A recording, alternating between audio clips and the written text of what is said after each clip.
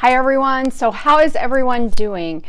If you're like me, you're probably kind of getting a little stir crazy. You now know this is probably going to go on through at least April 30th. And if you listen to some folks, I'd probably expect it to go into May. So you're probably feeling a little stir crazy. You're possibly not as fearful as you once were because you've been socially distant for a while. So your fears may be moving to concerns. But our anxiety is still somewhat high because every time we turn on the news, we're hearing worse news than we heard yesterday. And that's not going to change. And probably depending on who you listen to, will somewhat dictate when our numbers will hopefully, God willing, start at least flattening. And then hopefully after the flattening, we can move to a decrease.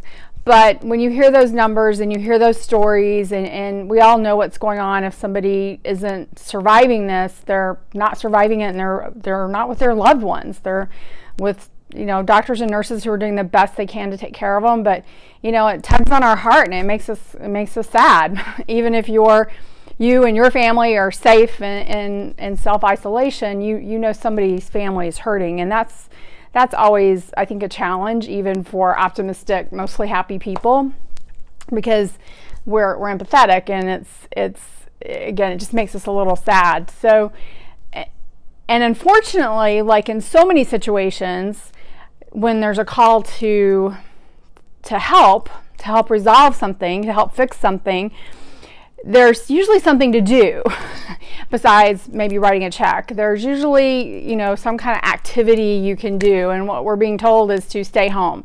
And that's really hard for a culture that's somewhat, for the most part, social.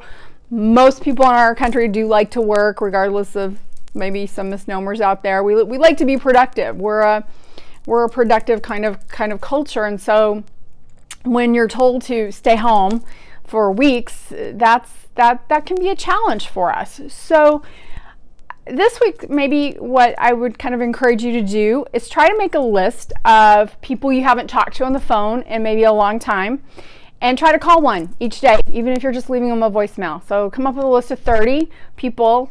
You may not know 30 people, but rotate them if you do. Of people maybe you haven't talked to on the phone in a long time, and try to call them or do a video chat with them. Try to reach out to them. That's something you can do. And especially if you know people who are maybe a little older, whose health is a challenge. So maybe they really don't want to go to the grocery store to pick up their food once a week. So maybe you could go and do that for them. Try to look at your immediate circle or your neighborhood circle of where you can maybe do something that's positive. I keep hearing commercials that the American Red Cross is needing blood donors. So if you can be a blood donor, maybe this is a great time that could be your field trip for the days to be a blood donor. That's a great thing that you can do. Get creative. If you're a creative sort, share your talents. I'm seeing it all over the place. People are singing songs and doing dances and posing in pictures and painting and doing crafts. So do that.